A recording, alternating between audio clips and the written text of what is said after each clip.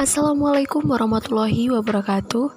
Kembali lagi dalam mata kuliah Etika Bisnis Islam. Pada kesempatan kali ini, kami dari kelompok 8 akan membahas materi tentang etika Islam dalam lingkup organisasi bisnis. Adapun anggota kelompok yang menyusun, yang pertama ada Sinta Suryaning Tias NIM 018, kedua Hasna Hamida Alivia NIM 020, ketiga ada Dewi Larasati NIM 023, dan yang terakhir ada Amanda Nurunisa Arif NIM 035. Saya Dewi Larasati NIM 12402193023 akan menyampaikan materi yang pertama, yakni pandangan Islam tentang perusahaan. Islam menekankan bahwa bekerja atau berusaha tidak hanya merupakan kewajiban sosial atau insaniyah, akan tetapi merupakan kewajiban syar'i atau uluhiyah. Setiap orang muslim yang berkiprah sebagai pelaku bisnis atau pengusaha harus melaksanakan dua kewajiban sekaligus.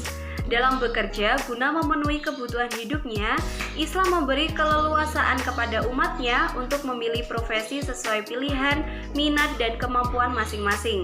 Salah satunya melalui dunia bisnis dengan membuka berbagai jenis usaha. Bentuk hukum perusahaan dalam Islam dapat diklasifikasikan ke dalam 3 kelompok. Yang pertama ada perusahaan perseorangan, yang kedua ada perusahaan persekutuan bukan badan hukum, yang ketiga ada perusahaan badan hukum. Selanjutnya yang pertama, perusahaan perseorangan ialah perusahaan swasta yang didirikan dan dimiliki oleh pengusaha perseorangan. Seperti contohnya adalah perusahaan industri seperti industri batik, industri perak, dan industri bata. Selanjutnya ada perusahaan dagang, contohnya toko swalayan, barang elektronik, restoran, atau rumah makan. Kemudian ada perusahaan jasa, misalnya saja perusahaan salon kecantikan, bengkel, trailer, atau penjahit. Kemudian yang kedua, perusahaan persekutuan bukan badan hukum ialah perusahaan swasta yang didirikan dan dimiliki oleh beberapa orang pengusaha secara bersama dalam semua bidang perekonomian, yaitu bidang industri, dagang, dan jasa. Perusahaan persekutuan dapat mempunyai bentuk hukum berupa firma dan persekutuan komanditer.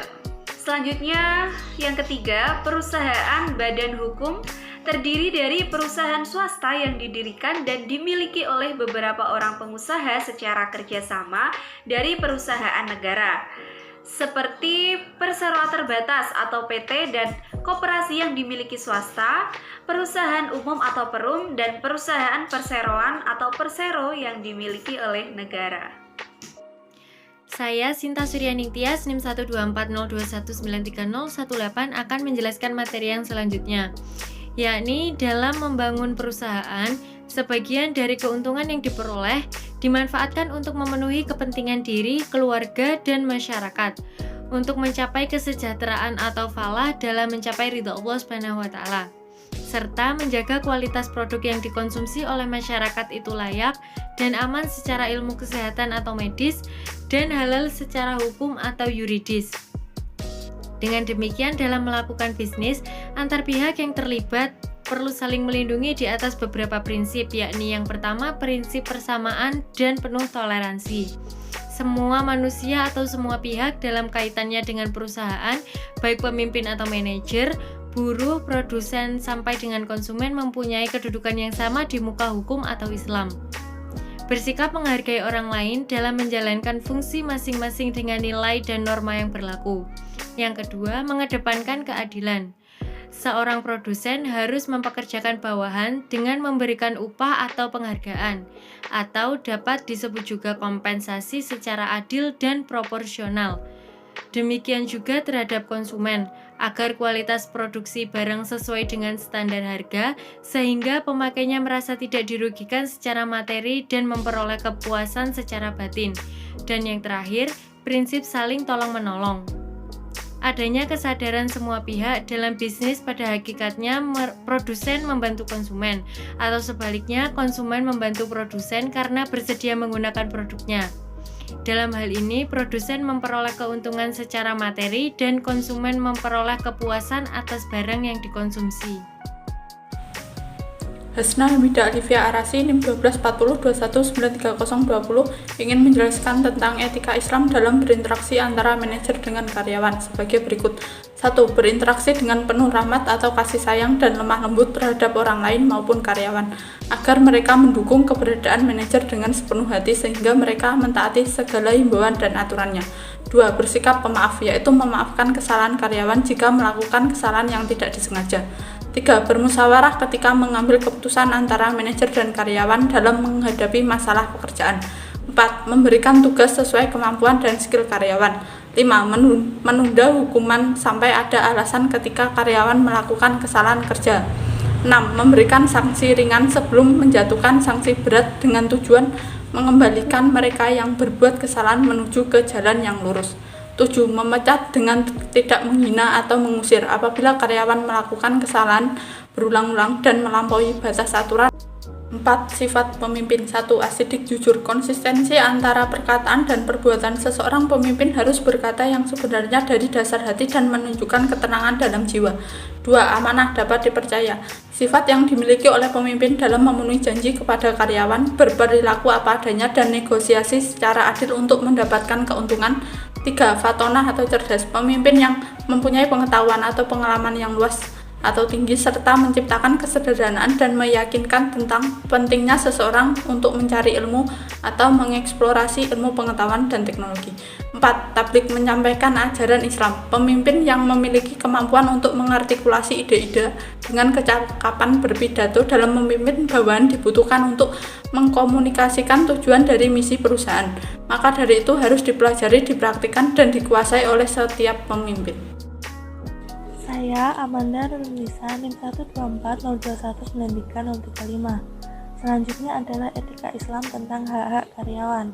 Terdapat 4 hak dan kewajiban seorang yang bekerja menurut syariat Islam, yaitu adalah hak bekerja, hak memperoleh gaji atau upah, hak cuti dan keringanan pekerjaan, dan hak memperoleh jaminan dan perlindungan. Yang pertama adalah hak bekerja. Islam menetapkan hak setiap individu untuk bekerja. Sebagai individu, baik laki-laki maupun perempuan, mempunyai kedudukan yang setara untuk memperoleh pekerjaan dan meraih peluang kerja. Dari hal itu, tentu saja hak tersebut harus diseimbangkan dengan potensi diri, kemampuan, pengalaman, dan profesionalisme. Sedangkan yang kedua adalah hak memperoleh gaji atau upah. Menurut Islam, gaji pekerjaan harus disesuaikan dengan jenis pekerjaan. Jika menetapkan gaji, maka ia juga menetapkan perbedaan jumlah gaji sesuai dengan jenis dan pentingnya pekerjaan itu. Yang ketiga adalah hak cuti dan keringanan pekerjaan. Selain memiliki hak bekerja, hak untuk diperlakukan baik di lingkungan kerja harus memiliki waktu beristirahat untuk jiwa dan fisiknya. Sebagai manusia, setiap orang memiliki kemampuan terbatas dalam menggerakkan tenaga dan pikirannya. Maka untuk itu harus diatur waktu kerja yang layak dan waktu untuk berlibur. Yang keempat adalah hak memperoleh jaminan dan perlindungan. Hal tersebut penting dalam jaminan keamanan, keselamatan, dan kesehatan bagi para pekerja. Dasar dari hak atas perlindungan adalah hak atas hidup. Setiap manusia mempunyai hak asasi atas kehidupan yang tidak seorang pun berhak mencabutnya. Semua orang berkewajiban untuk menjaga dan menjamin hak tersebut. Perusahaan atau lembaga mempunyai kewajiban moral untuk menjaga dan menjamin atas perlindungan keamanan, keselamatan, dan kesehatan kerja. Islam menempatkan hak ini sebagai esensi dari 3 hak sebelumnya, sehingga orang yang mengabaikannya sama saja dengan mendustakan agama. Baik, yang selanjutnya adalah selain mengatur hak-hak pekerja, Islam juga mengatur kewajiban-kewajiban primer yang harus dipenuhi oleh seorang pekerja. Kewajiban tersebut antara lain adalah menegakkan amanah, memahami agama dan bidang kerja yang ditekuni. Menegakkan amanah sendiri merupakan sebuah modal. Tanpa sikap amanah akan terjadi pekerja yang bersikap manipulatif dan koruptif.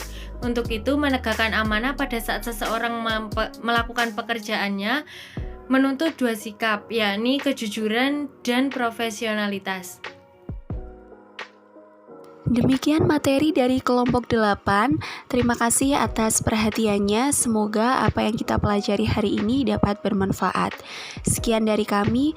Wassalamualaikum warahmatullahi wabarakatuh.